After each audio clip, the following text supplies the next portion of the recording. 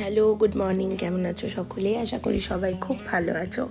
দুদিন ভিডিও দিতে পারিনি কারণ ছিলাম না বাড়িতে, মাম্পির বাড়ি গেছিলাম। আর রোজের মতো আজকেও আমি সকাল সকাল ঘুম থেকে উঠে প্রথমেই এক গ্লাস চিয়া সিড ওয়াটার খেয়ে নিচ্ছি। দেখো, ইমপ্রুভমেন্ট যদি হয় তোমরা দেখতেই পাবে। আর যেহেতু কাজকর্ম সবই নিজের হাতে করতেই হবে, তো ওই জন্য কালকে সমস্ত জামা কাপড়গুলো নিয়ে আমি একেবারে ধুয়ে নিয়ে ছাদে চলে গেছি, যে সকাল সকাল যখন ছাদে আমি যাচ্ছি তাহলে আমার জামা কাপড়গুলো মেলে দেওয়াও হবে, প্লাস একটু আমার ওয়াকিং করাও হবে। তো সংসারের দায়িত্ব তো দেখো সামলাতেই হবে, সংসারের দায়িত্ব সামলে সব কিছু করতে হবে। তো ফাইনালি আমি ওই জন্য একসাথে অনেকগুলো কাজ করার চেষ্টা করি যাতে সময়টা একটু সেভ হয় আর কি। সকাল সকাল চাঁদে এসে এই দেখো একটা সাদা পায়রা। এই পায়রাটা বাসা কোথায় বলতে পারবো না, তবে ছাদে উঠলে মাঝে মধ্যেই এনাকে দেখতে পাওয়া যায়, অ্যান্ড আই রিয়েলি লাইক। তো যাই হোক, পায়রা দেখে সময় নষ্ট করলে হবে না, তাই জন্য আজকে হাঁটাহাঁটি শুরু করেছি আমি। আগের দিনের ভিডিওটা দেখে আমাকে অনেকে বলেছে যে শুধু হাঁটলেই হবে না, একটু যোগা করতে হবে, কি একটু এক্সারসাইজ করতে হবে। তো যোগা আমি করেছিলাম, ইটস জাস্ট দ্যাট কি আমার ভিডিওটা নেওয়া হয়নি। তো যাই হোক, এই 2-3 দিন ধরে একটুখানি নিজের দিকে ধ্যান দিচ্ছি, কারণ দেখতে বুঝতেই পারছো যে অনেকটা ওভারওয়েট হয়ে গেছি সেই কারণে, আর বেলি ফ্যাটও প্রচুর হয়ে গেছে। আর সারা দিনের সব থেকে প্রিয় সময় হলো আমার এটা, যখন আমি সূর্য ওঠা দেখতে পাই। দেখো, সূর্য ওঠা দেখতে তোমরা অনেক জায়গায় যেতে পারো, আমি আমার বাড়ির ছাদ থেকে সূর্য ওঠা দেখতেই সব থেকে বেশি পছন্দ করি। তো যাই হোক, লোকজনের কমপ্লেনের পর ফাইনালি আমি এখানে একটু প্রাণায়াম করে নিচ্ছিলাম। প্রাণায়াম করে নেওয়ার পরে আমি একটু যোগা করে নিয়েছি। অবশ্যই দেখো, আমার পক্ষে এখন 10টা সিট আপ 10টা পুশ আপ দেওয়া পসিবল নয়, কারণ আমি ফিজিক্যাল এক্সারসাইজের থেকে অনেক দিন বিরত। তো যেটা আমি করতে পারবো সেটা হচ্ছে যোগা, বিকজ যোগাটা আমার কাছে ভীষণ ইজি লাগে, কারণ ছোটোবেলা থেকে আমি যোগাটা খুব ভালোবাসতাম, তো যার জন্য ওটা আমার ইজি লাগে। আর উপরে দেখো ডুকু ঘুমাচ্ছে, আর সেই সুযোগে আমি এখানে একটু যোগা করে নিচ্ছি।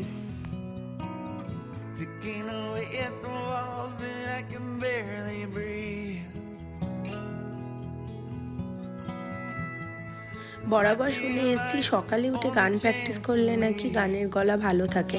তো সকাল সকাল উঠে আমিও ডুগুকে গানে একটু বসিয়েছিলাম, গান ফান প্র্যাকটিস করে নিয়েছে। তো আমার লেস অয়েল সিরিজের আজকের রেসিপি কিন্তু পনির ভুর্জি।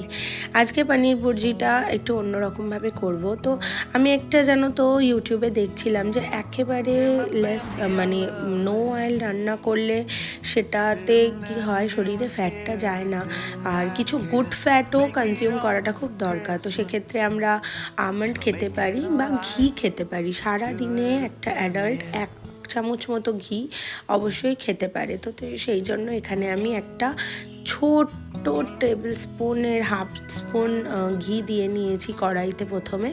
আর এখানে পেঁয়াজগুলো আমি একদম কুচি কুচি করে কাটছি। দেখো, ইয়েটা রয়েছে আমার কাছে চপারটা, কিন্তু চপারটা দিয়ে যে আমি কেটে নেবো, আমার টাইমটা যে সেভ হবে সেইটা আর আমার মাথায় নেই। বসে বসে একটা একটা করে করে পেঁয়াজ কাটছি আমি। একবারে ধরে আমি চপারে যদি দিয়ে দিতাম, এটা আমার কতক্ষণে সহজে কাটা হয়ে যেত বলো।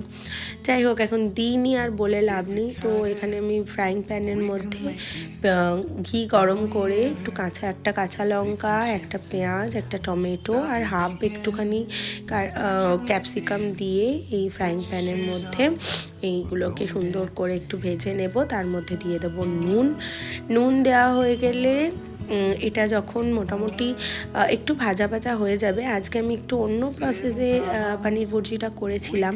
পনিরটা আমার কাছে গোটাই ছিল, সেটাকে ছোট ছোট করে কিউব করে আমি মিক্সির মধ্যে ওটাকে 2বার জাস্ট চালিয়ে নিয়েছি। তাতে কি হয়েছে, পনিরটা অনেকটা গুঁড়ো গুঁড়ো হয়ে গেছে।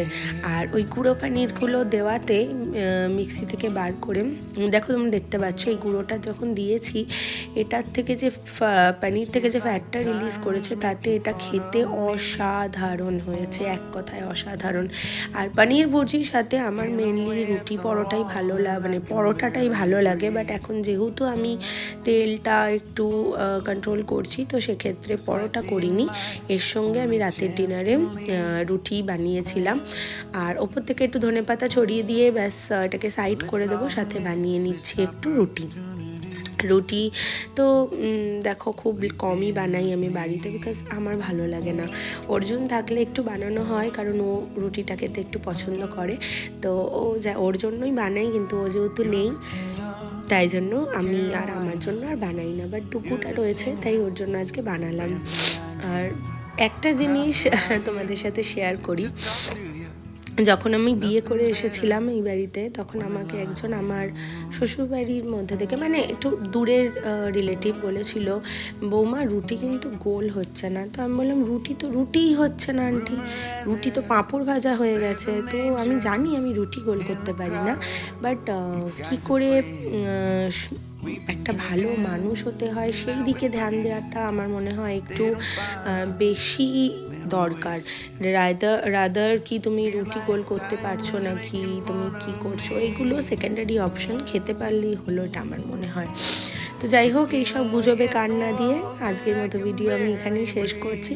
তোমাদের যদি কাউকে এরম ধরনের কথা শুনতে হয়, তারা কিন্তু অবশ্যই আমাকে জানাবে, কারণ দেখো গল্প করারই জায়গা এটা। একটা সময় রুটি পারতাম না, এখন রুটি ফুলেও যাচ্ছে। চলো, টাটা।